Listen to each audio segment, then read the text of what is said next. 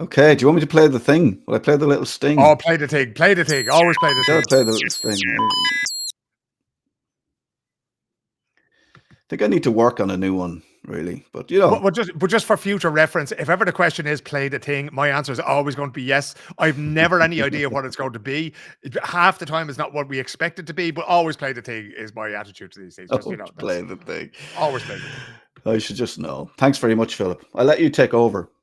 Yeah, exactly, because this is a sort of a reverse to what we usually do on Fridays. You're all very welcome if you're watching out there in internet land. My name is Philip O'Connor, editor at large, reporter at large here at MOTH News. And with me, of course, is Keith Walsh, who is the regular presenter, if you like, of our Friday News Roundup. Now, the reason that he's not presenting this particular show is because it's about him, okay?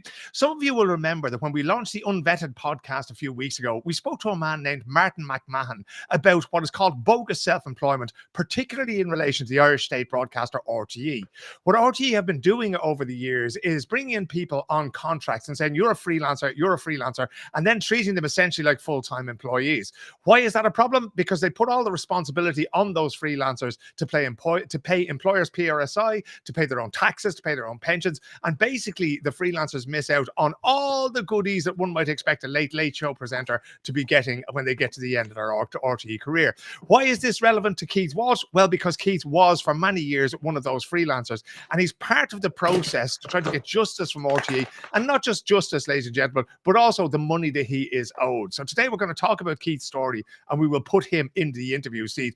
Maybe, Keith, let's start by talking about your history, just in broadcasting in general, and how you came into RTE. Were you one of those golden boys, one of the chosen few sent in there by Noel Kelly to entertain the nation, or did you have to fight your way in the door in Donnybrook? Yeah, certainly wasn't sent in by Noel Kelly because he wasn't my agent at the time. I didn't have an agent, but I was contacted. I was working for the now defunct Phantom FM.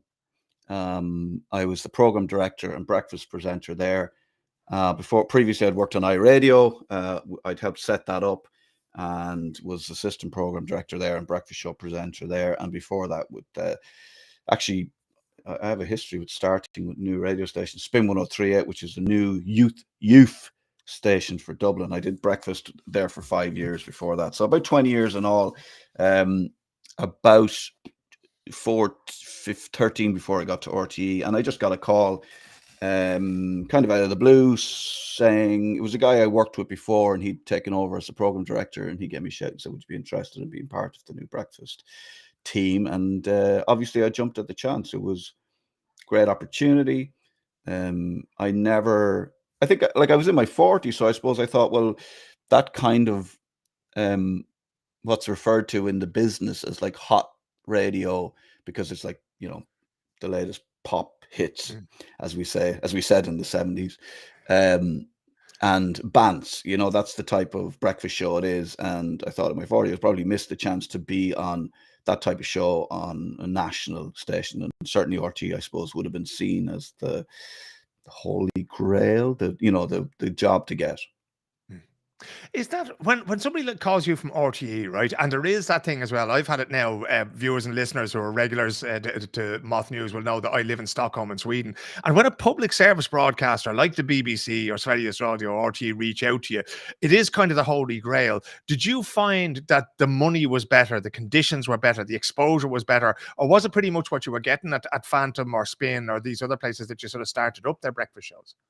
Yeah, no, I mean, the money was good with iRadio. Phantom, is a smaller station.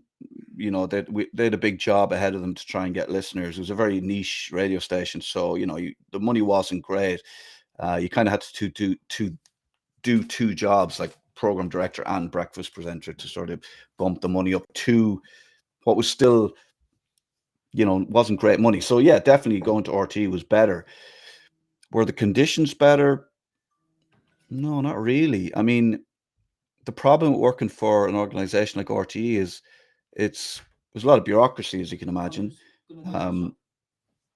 Okay, but my son is just popping out to the shop. No respect for the live broadcast, which is right, Live television, ladies and gentlemen. much more bureaucracy. So we could be, when I worked for smaller stations, we could be light on our feet. If we decided to do a live broadcast from the front of a garage or your house, Philip, next Friday, we could just do that. We'd bring a bag with the kit in it and we just set up and, pretty much as a presenter, you could also just plug the bloody thing into a wall and start broadcasting from wherever. So it made it much more fun. There was much less red tape. And when I got to RTE, I found it very difficult to figure everything out, like who's in charge of what. I used to just do things and then like get in trouble afterwards and be like, what? Why is this a problem? He said, well, you've just brought in a musician to do a live session. That means you have to have a sound op. And I was like, well, we don't need a sound up because I can just run the desk and the sound was perfect. Yes, but the union, etc., you need to have, And if you had like a guest in, technically, once there was more than 3 live mics, if there was a 4th live mic, you had to bring in a sound up, which we always just ignored, and I'm sure people didn't like us for that. Like, we didn't want to put anybody out of a job, but if it meant that we couldn't make a decision, you would have to fill in a form with a week's notice if you're planning on having somebody in live. And for me, breakfast radio just doesn't work like that. Sometimes it can. If it's a big name, you're going to have plenty of notice. But if it's somebody that, if you're talking about something and something comes up and you think, oh, we should get that person in tomorrow to carry the story on, to bring the whole, whatever bit of crack is going on, we just, let's just do that. So, you had to kind of, there was lots of bureaucracy, but you kind of had to ignore a lot of stuff. And then, like, it was very interesting. Like, RTE is a big organization, but there was times when you'd be coming in and literally turning on the radio station. There'd be nobody there, and you'd be the first person in, and you'd have to go in and switch everything on. Especially when I used to cover for Rising Time after the breakfast show for Shay, and yeah, there'd be nothing. Like, you'd be turning it on, you'd be on air for an hour and a half, and then Morning Ireland would come on after you. But like, if you didn't turn up or whatever, I don't know what would happen. Stick a tape in there and let it go.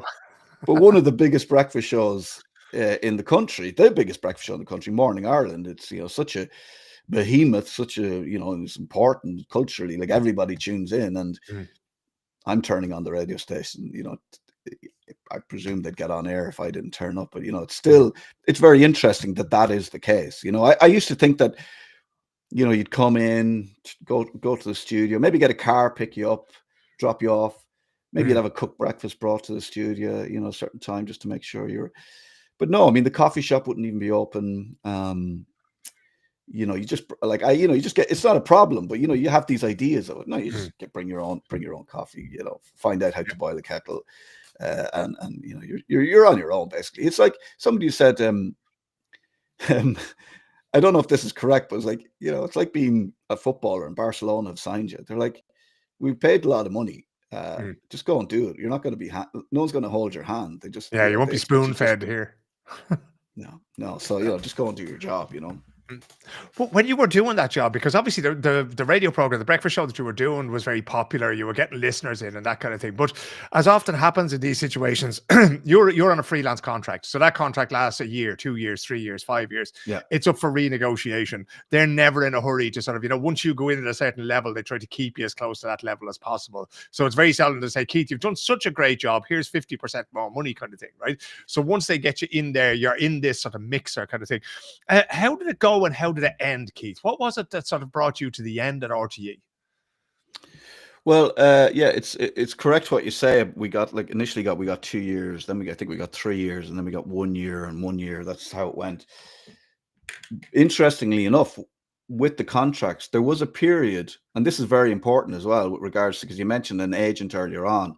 I was with Noel Kelly. He was my agent. I joined him afterwards because, that's what everybody did. When you went to RTE. At one point, I was working, and as you said, they're never in a hurry to get you to sign a new contract. I was working without a contract, okay? So effectively, I was staff because I had no contract. I was coming in every day, Monday to Friday. I was like, yeah, this is great. It got to the point where they were like, I was told the breakfast show was finishing up, but I would be moving to a new show. Okay. So I was going to present this. They're going to change the sports show offering in the evening to a sort of a, sports guys, but then I'd be a presenter who wasn't necessarily from the sports department, but had an interest. So they're trying to create this sort of breakfast show, Zoo Crew feel, but a sports show, And I was like, yeah, that's great. Okay, the breakfast show's finishing up. I'm going to move into another job. The reason they said this, and I only know this afterwards, was because I didn't have a contract. So my agent turned up one day and said, "You don't have a contract. You're fucked, really." And I said, "Why am I fucked?" I said, "Well, you don't have a contract. You've been out of contract." And now they're like going to wrap. I said, No. Au contraire, my friend. I'm in a great position because I don't have a contract, and I've been working for the last 6-7 months without a contract. Every day, I'm staff. And they said, "You really need to sign this contract. The next job depends." So I was like, okay, they had me over a barrel. I didn't want to sign the contract, but they said, "Well, look, sign the contract. You're going into a new position. You're staying here." So I was like, okay. My agent literally that day came in, talked me into signing a contract. I went upstairs. There's a contract on the table waiting for me. This is like nobody had mentioned a contract for 6 months. Suddenly, there was a contract. I should have known, but in the back of my head, I was going, well, I'm not going anywhere. It's fine. So I was like, yeah, sign the contract. I'd say within 2 weeks of me signing the contract, there was no other show. I was off the breakfast show. I'd signed that contract. They needed me to sign that contract to get rid of me, effectively. Yeah. So they couldn't because just of the contract. Yeah, they couldn't just let you slide out the door, because then you'd say, well, hang on a second, I've been turning up for work here and there's been no problem, so you people got to look after me. But then you signed the new contract. How long was the new contract for? Was it like, okay, 3 months, 6 months kind of thing, or development contracts or some types of thing? So what it was was that contract that I should have signed. So it was like a year, like I was 6 months into it already. Do you know what I mean? So you're backdated, yeah. Yeah, and I think I got like a few more. I got them to add on another few months or whatever. So it was like a year and a half in total. So kind of like by the time I signed it, I'd still had, I don't know what I had left on it, maybe 6 months. But for me, I'm like, why was the agent coming in and making sure that I had signed a contract? So that sounds to me like they weren't representing me. They were representing RTE, making sure that they could fire me, because subsequently the 3 people who took over the breakfast show were all from Noel Kelly's agency. Naturally. So you could kind of go, an agent is supposed to look after you. So an agent should have been saying to me, "Listen, don't sign anything because you're in the best possible position." But this particular agent called into me straight after the breakfast show, was at the door of the studio, brought me upstairs to sign this contract with my boss, to get my boss out of a tie, because he fucked up by not, like, that should have been signed. So I'd imagine there was weeping and wailing and gnashing of teeth over in the big building with the HR and the legal people.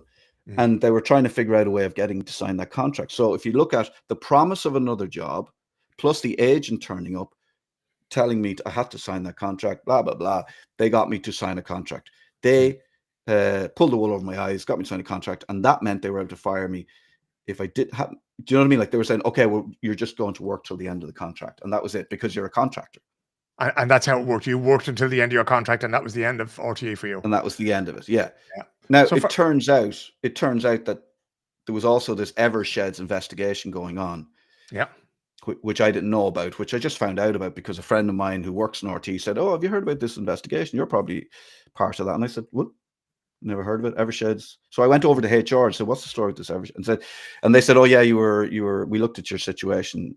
Yeah, there's no problem there. There's nothing to look at. It's all fine." And I said, "Well, can I look at the findings?" And they said, "No, that's all legally privileged, protected by." They use this thing that they can't use. They use this law, basically. If I'm your solicitor, you're my client, you can I can call you and say, "Look, I did kill him."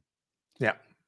But that phone call can't be used because I have to be able to talk to you about things, and it's off record or whatever. So they use that thing to say, which they can't. And I've sent them a letter from a solicitor going, "You can't. This is wrong that you're using this piece of law to protect yourselves. It's not a thing." But anyway, RTE just kind of ignore shit like that. They seem to just do their own thing. So obviously, when Eversheds, when they did this Eversheds investigation, they discovered that there was people who should have been staff who were on contract, and they needed to get rid of them ASAP. I was one of those people. I thought they were getting rid of me because I was shit, even though the figures for the breakfast show was the best they'd ever been. And we almost caught Ian Dempsey at one point, which was like, basically, we need to catch Ian The Dempsey, holy which was grail. the job we were given, which we had done at one point, and we were we were right up there. So it just did not make sense. And it came back, and I was like, oh, that's because the Eversheds, they had to get rid of me because they were FUCK'd with revenue and with social welfare, because they weren't paying their taxes, and they were going, okay, no, you need to pay your taxes, lads. So for those who didn't hear the episode with Martin McMahon that we did a little while ago on the Unvetted podcast, you'll find it on the MOTH podcast feed. It's audio only. But the Eversheds review was basically an external review of RTE's employees that were carried out by Eversheds. And the idea was to find people like Keith and other subcontractors to establish everybody's employment status and to try to work out, is this legal or not, or do we need to know things about it, right? Certain people, indeed in Keith's case, we just heard there, were moved on to different contracts, or they were moved on to staff contracts, or were moved on to different things pretty much straight away, just to sort of guard against this sort of, this past liability that existed. Keith, when this whole process started, you mentioned it to HR, you talked to them about it. Obviously, you talked to your agent, Noel Kelly. Noel Kelly, for those who don't know, is probably the biggest radio agent in the country. He represents an awful lot of people like Keith who present programs and shows on RTE. So, the fact that he might throw one or two people under the bus to protect the rest of them is probably not surprising, even if it's not what you want from your agent. But when that happened, did you realize the extent to which you'd been fooled? Because you're talking about, you were responsible for all your own taxes, you were responsible for all your own expenses, your own pension contributions and all that kind of thing, right? That's a vast amount of money. And it's also taxes that should have been paid, and employers related social insurances, etc., that should have been paid. None of that was ever paid on your behalf by RTE, which effectively brings us back to what Martin McMahon said, that they owe billions to revenue. How did you how did you feel when you discovered that you were one of these people in bogus self-employment that everybody was talking about? I mean, to be honest, I kind of felt relieved, because when you're sacked, which I was, from a job like that, you feel like you're not good enough. That's the feeling. They're getting rid of me because I'm not good at my job, and they need to bring in better people. And also, I had spoken to a lot of people in TV and radio in the time I had left on my contract. I worked on Radio 1. I covered for Ronan Collins. I covered on, I did literally every job that was available to do within that time. At one point, I worked 7 days a week. I was on 2FM. I was on RTE Radio 1. I was on Today with Diane Mora doing, outside broadcast, remote, funny sort of bits, looking for fungi down in Dingle, all this kind of stuff. Working 7 days a week. And I worked pretty much everywhere across the thing. And then it was getting to the point where the contracts were going to much work for me. But when this contract finishes, there was no job for me. I couldn't understand it. I sat down with Dee, who was the DG at the time, and she said, oh, well, there's no such thing as a job for life anymore. And I said, okay, that's interesting, because my boss, who came in on contract, just got a proper staff contract, which he signed job for life. And a half ago, pretty much a job for life. So I said, is it just the content creators you don't respect? And I said, well, it's the interesting thing for an organization like RTE. It's the content is your product. That's what you sell. And that's the thing that you value the least. The most important people are the finance people, the sales people, the legal people. They're on the big money. They're over there. And the people at the coalface doing the job, providing unique and interesting content, like documentaries, like breakfast radio, like some of it's highbrow, some of it's, lowest common denominator stuff. But it is, you're trying to make it so that people enjoy their morning heading into school. And we got listeners from ages 7 to 37. That's the job. But these people, the content creators, are valued the least. And it's like, if they didn't have the content creators, RTE would just be a few fields. Exactly. There would be no sales. Some apartments in a hotel in Dublin 4. Well, I don't know what they think it is. I don't know what they think it is they make. But anyway, it's quite common for, I'm sure the people who actually are down on the ground putting beer into kegs aren't the most, the most valued people in the organization. But anyway, So I had conversations with them, and there was nothing. Having worked pretty much 4 or 5 different jobs right up to the end, sometimes 7 days a week. I actually was on 2FM. I don't know if anyone's done this before. I was on 2FM and Radio 1 on the same day one weekend because it was a bank holiday and everybody was off. So it was very confusing. So then when I found out about the Eversheds, and social welfare then contacted me saying, you need to come in and we need to interview you about this situation. Because social welfare needed to know how much they needed to charge RTE for the tax they should have paid. So they wanted me to come in, do an interview, figure out what my employment status should have been. And that was kind of me going. And then I contacted Martin McMahon, and he was able to fill me in on everything that had happened.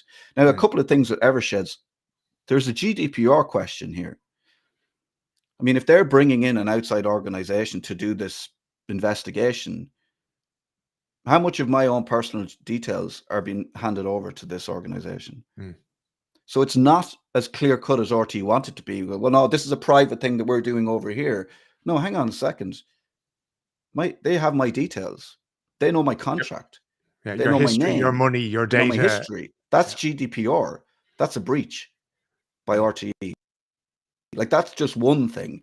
Like, you go back to the agent making me sign the contract. You got that, you got the GDPR, you got them, and then you look at actually social welfare did the investigation, came back to me, said, actually, Keith, you weren't self-employed.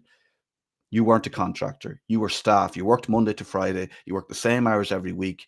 It wasn't like you could come in whenever you wanted and do the job. It wasn't like you could send somebody else from your organization in to do the job. It had to be you, and they dictated the time and the date. And also, you did lots of work outside of that time if RTE asked.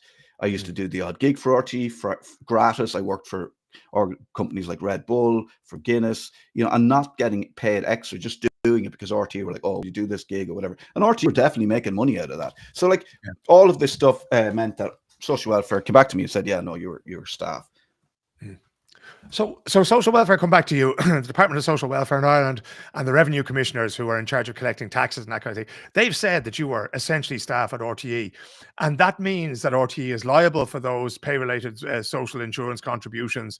They're liable for pensions. They're liable for all sorts of things that you never got. What has RTE said to you when you asked them for that money and when you told them you owe revenue tax on my behalf? What was their response to that? Well, they have this thing. Actually, I sent them a letter and I said, look, I've been in touch with them a lot, right? I've sent them a few letters, and then I said I'd gotten to the point this year where I said, look, I'm just going to tot up everything that they owe me. I'm going to put it in a letter and say, look, let's try and sort this between ourselves. This is the amount of money you owe me, but come to the table and let's discuss it, and we can, come to a deal. I'm not interested in ripping anybody off, or just like, let's do something. Let's and I'll make it fair. And so I sent them this thing, and they responded, and I said, look, if we do this between ourselves, we don't have to go to court. I'm happy to keep stum. I'm happy to stop talking about it, because obviously, if the facts of the matter are, if I get paid out and other people here, it's I can see from their point of view how difficult it is, because once they start paying people out, and this is why they're kicking the can down the road, and they're arguing against everything. They're happy to pay the solicitor's firm lots of money, but they won't pay me the money that they literally robbed of me. So they're kicking the can down the road. And I said, look, let's sort this out between the two of us. Then I'll go away. I'll say nothing, and you can just get on with it. And they said, that we've been told to advise you not to be threatening us with court action. So me saying that you owe me money, and if you don't owe me money, I'm going to have to go to court about it, which nobody wants, because then we're going to, it's going to cost us more money, was a threat. Jeez. I mean, there's some people are very easily offended in this world, as we well know, and that is asking for what you're entitled to is now a threat, kind of thing, and it's like, it seems to me that in some ways they're not taking this seriously, Keith, because if they wanted to sit down, I get the thing, that they're paying a firm of solicitors an awful lot of money, basically not to pay, so that they don't have to pay people like you, right? But the fact of the matter is that, and Martin, if he was on the show, but indeed on the podcast, he refers to the Supreme Court judgments, which basically show that you are in the right. and that you fall within these criteria, right? So ultimately what you're looking at is a situation for the Irish taxpayer where you will have to be paid at some point, and yet they're continuing to obstruct and obstruct and obstruct the whole way through it. What's the next step for you? Are you going to have to get a barrister? Are you going to have to go to the High Court with all the expense and the risk and that kind of thing that entails? And because, you know, even if you do win there and you get your expenses paid and that kind of thing, emotionally it's very draining. It takes an awful lot of energy and organization and resources and time to do these things. So where are you in the process now? So, I mean, I went back to them with a fresh letter, and I said, that wasn't a threat. That was me just expressing what my rights were and how this is going to go. It's a statement of fact. That's it. Statement of fact. And I said, I'm going to give you another chance. I'm going to reiterate my offer, and you've got 7 days to come back to me. They've completely ignored that letter. I emailed that to HR. I CC'd Kevin Backhurst. I CC'd their head of publicity. I CC'd their head of finance. Everybody, you know, anybody who, and also the Minister for Communications as well. The Minister for Communications at one point a few years ago said, look, if there's any problem here with RTE, the Minister for Communication will pay these people the money they're owed. So we will get our money. Yeah. And I wonder, should I just go at this point, just go straight to the Minister of Communication? The problem is, since I found this out, I warehoused money that I owed revenue. So I said, listen, lads, I'm not paying this until this is sorted. So there was money warehouse, and they said, yeah, that's fine. They seem to have decided it's not fine anymore, and now they're coming after me and threatening me with the sheriff to come and take this tax. I've paid a lot of money to revenue over the 7 years, a lot of money. Like, you're talking hundreds of thousands. Yeah. And way more than I should have. That's money that RTE owe them, and RTE owe me, or revenue owe me. Somebody owes me money. Social welfare is saying, yes, see, this is the thing. Social, and then revenue are going, well, we can't decide who pays this tax until RTE give them the permission to look into it, or something like that. RTE have to give them the permission to ask them for the tax, is what revenue are saying. And revenue are kind of saying, well, that's kind of a social welfare RTE thing. But if you go to social welfare, they've actually said, and there's two statements that I can put out. Social welfare going, no, that's a revenue job there. You need to go back to revenue. This is like this is Ireland Inc. to a T. This is like perfect sidestepping bureaucracy and no accountability. Everybody trying to pass the buck. And yeah, so I mean, I'm going to have to either look for a legal team or a legal firm who want to take RTE on, who might do it pro bono, or I'll just have to start selling my body to raise the money, you know. Which, look, you'd have it in no time if you started doing that. But I tell you what, like, I'm taking offers now. Exactly. In the chat, ladies and gentlemen, form an orderly queue. Let me just read to our ladies and gentlemen. Exactly. Yeah, opportunities. We're not fussy. As I say, we have a target we have to reach here. I'm just going to read a little bit from an article that came out on the 10th of February in the Irish Examiner newspaper. Our friends down there in Cork doing great work as always. And the headline on the piece is RTE must give permission to revenue to amend bogus self-employed workers record. Right now, that strikes me as the hunter turned gamekeeper is going, you'll do this for us, won't you, lads? Won't you? And RTE going, oh yeah, and completely ignoring it. Right. I'll read a couple of paragraphs from it. Quote, in official correspondence, the revenue official told the bogus self-employed worker in question, where there is an amendment to be made regarding an individual's employment status, this has to be agreed between both the employer and the Department of Social Protection. When this agreement is reached, revenue are informed as the employer, RTE in brackets, must then remit to us any outstanding employer-related tax due in relation to PAYE employment, and records can be amended accordingly, the official added, end quote. Now, that basically says that RTE are the ultimate arbiters of who is self-employed and who is not in RTE.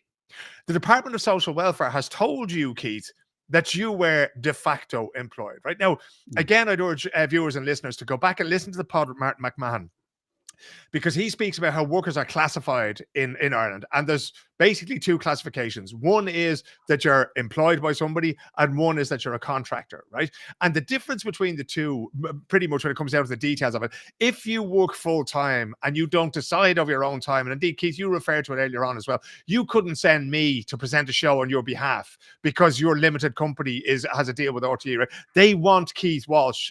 That's what it says in the contract. And indeed, somebody sent me a contract the other day myself. I think it was DAZN, the sports broadcaster, want me to do some work for them. And it's the same thing there. I can't send Keith Walsh to do these basketball internationals I'm going to be commentating them on for. Therefore, for that, well, I don't know. You probably do as good a job as me. But for that, the tall lad has the ball now. He's passed it to the other tall lad. To the other tall lad. Oh, and he scores. But with that, then it's you. You would have won for 7 years doing all these shows, answering all these calls, putting out all these fires for people. You didn't have the opportunity to go. And it may even have been in your contract that you couldn't do a breakfast show for Phantom or for Spin or that kind of thing, right? So therefore, all of these taxes... You had to ask permission for everything you did outside of RTE. Yeah. And that's the thing. And I mean, to a certain extent, I know that we've heard in the past that certain presenters have done sort of commercial gigs without asking for permission and that kind of thing. But any broadcasting you do, obviously, it has to be run by them. So, in fact, they are your employer, right? But now that we get to this point, it seems to me that, you know, what's being said by the Department of Revenue is, or the revenue commissioners, is that RTE gets to decide, and that you can't come back and say, oh, by the way, and again, you're not the only person I know who worked for RTE who's been in this position. Some of them are still there, so we're not going to name any names, you know.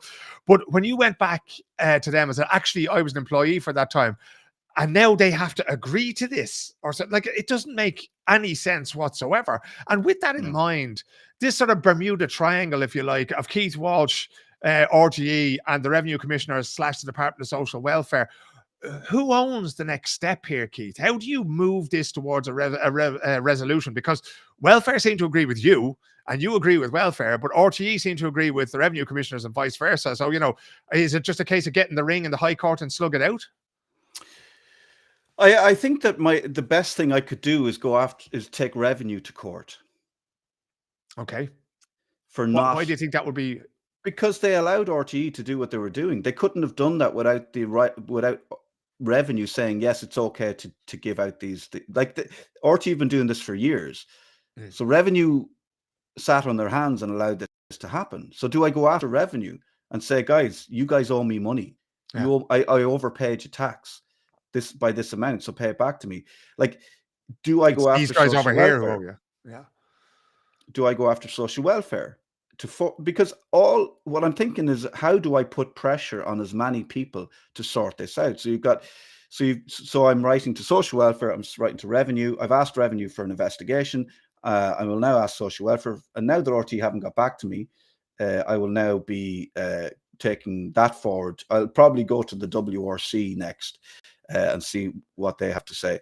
That's the Workplace Relations Commission, isn't it? So that's probably my next step. But also, I'm going to pursue revenue. I'm also going to pursue social welfare. The other thing that RTE keeps saying to me is, oh, your time for contesting this.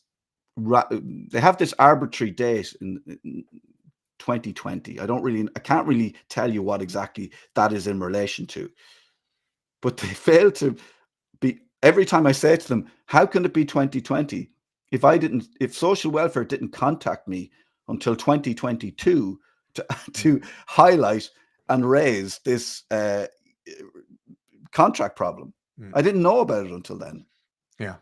But it's nonsense. It's nonsense as well. You can't just set a date and say, we're not listening to cases after this. Like, lads, it happened. Get over yourselves, kind of thing. And the other thing is, did they communicate that to you? Did they say, oh, by the way, if you have any worries about your employment status before you have to get it in before 2020? Like, unless that was communicated to you in some way. Yeah, but they would have done at the time. But that was me talking about, like, my contract, thinking I was a contractor. Like, so the situation, so the playing field was different. When social welfare contacted me and said, no, the contract you had was wrong. This change, like, that's from that date. You can't retrospectively, if I didn't have all the information, they can't say, well, that passed 2 years ago. You know, I only found out about this. This is new information. This changes everything. So the date, the new start date is from the date I found out this new information. So listen, lads, stop going on about 2020. Let's start talking. Like, they're condescending. they're patronizing. Like this thing of, oh, you would be well advised not to threaten us. I was like, I had to write back to them and go, don't patronize me. Like, I know what I'm talking about here. These are my rights. And actually, it sounds like you're threatening me. That's the implicit thing, isn't it? We'll bankrupt you because we have the lawyers, we have the money. It's like this insipid, like but they have this sort of like, I don't know if it's high horse or they just have this thing. It's their behavior as well, which is really kind of it really makes you want to take them down, And if they do pay out all the money they owe, Martin McMahon has said it. RTE are bankrupt right now because of the money they owe, and all the reason they're kicking the can down the road, the reason they're emailing me back and saying, you should have come back to us in 1975, is because they can't afford. If they start paying out this money, they know they're bankrupt. Yeah. So, but there'll be a queue halfway down Bagnet Street from Donnybrook about people looking for their money off them. But the reality of the situation is, if the sheriff turned up in my house saying you owe this money, and we're going to take your grand piano, and we're going to take the swimming pool, and we're going to take the Huskies, none of which I have. Like, that's the reality of my life, is that I am stressed because revenue aren't playing. I'm finding it difficult to deal with revenue. I've got the possibility of a sheriff turning up at my house with a van to take stuff away, and RTE are going, got nothing to do with us. The HR person doesn't care. She's no skin in the game. She's not like, there's no sheriff turning up at her house. She's got a job. She works for RTE. She's paid well. Me personally, I'm dealing with this, and it's affected my life, my personal life, my reputation as a presenter, because I suppose, it looks like you're dropped from RTE. People will just presume, there was something going on there. He wasn't good enough, or he was a problem worker. So there's all those things that RTE, they can't ignore this. It's inhumane. Are you hopeful it's going to be resolved in your favor at some point in the near future? Look, I hope my grandkids will get some money. Gay Byrne's grandkids. Yeah. Well, I tell you what, Gay Byrne would have a case if he was still around. Kathleen, talk to me. Come on the show. Come on the show. Let's talk. I would be hopeful, yeah. I mean, I do think that you can see now there's Revenue have made a statement. Hey, look, go after those guys. Go after social welfare. The more pressure you put on these people, and I need to look at my agent as well, and maybe there's a sort of a court case there as well.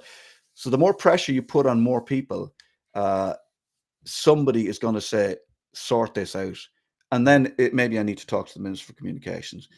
But I've had good advice and continue to get great advice, and this hasn't taken over my life. I set time aside every week to do more work on this, so it's very manageable. So I'm not necessarily in a hurry, and I'm not necessarily worried about RTE having too much money. That's probably not going to be a problem. So it'll take how long it takes, but we will have our day. And that indeed is the most important thing. In one way, I'm very grateful to RTE for what they've done, because if they hadn't done what they've done, you and I wouldn't be working together on MOTH News.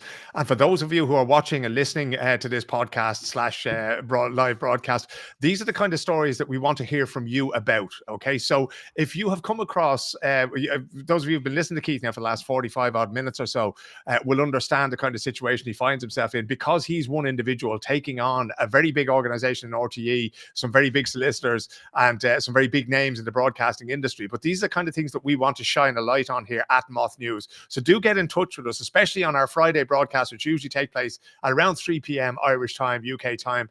Get involved there, drop us a comment, send us an email, look for us on social media, and we will get back to you, because these are the things, as I say, these are the flames that we are trying to get the MOTH to gather around. And Keith, thanks very much for being so honest and so open about it. I know there's a difficult thing for you to talk about it, but setting those bridges in flames, I think, is the only way to get this done. And to me, you're a beacon for everybody else who's fighting the same good fight. We will be back during this week. I think we've one, if not two, MOTH unvetted podcasts coming this week with a couple of interviews. And then, of course, we do have our live roundup on Friday. I'm sure Al, wherever he is in the world, will be joining us to give his 2 cents on the story of the week. So follow us on your social media channels. Just Google MOTH News, or if you don't like Google anymore, go to DuckDuckGo and use that as your search engine.